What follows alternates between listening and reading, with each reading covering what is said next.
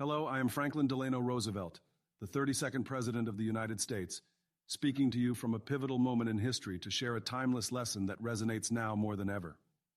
During my first inaugural address in 1933, I uttered the words, "The only thing we have to fear is fear itself." At that time, America was in the throes of the Great Depression. Banks had failed, unemployment was staggering, and despair gripped the nation. Fear was paralyzing progress, amplifying despair, and shaking the foundations of our democracy. I knew then that fear, irrational, corrosive, and unyielding, was our greatest adversary. It wasn't just an emotion. It was a force that eroded confidence, divided communities, and froze the will to act. But what did I mean by fear itself? I meant the kind of fear that magnifies obstacles, clouds judgment, and leads people to surrender their agency. This kind of fear often becomes the breeding ground for chaos, authoritarianism, and the erosion of hope.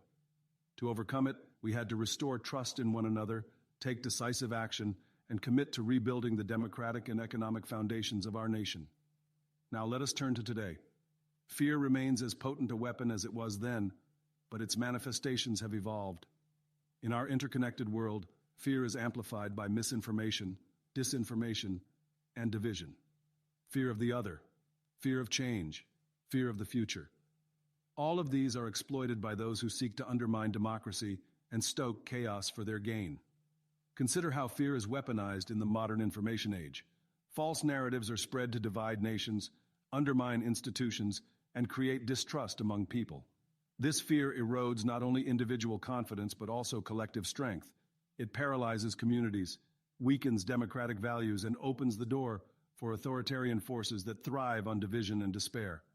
But just as we faced fear and overcame it in the 1930s, we can do so again. The antidote to fear is courage. Courage to seek the truth, to act collectively, and to uphold the principles of democracy. Courage, like fear, is contagious. When one person speaks out against fear, others find their voice, and together we can silence the lies and manipulation that feed it. Let my words from decades ago remind us of this truth. Fear cannot triumph unless we allow it. Together, through unity, action, and vigilance, we can build a world where fear is powerless and democracy thrives.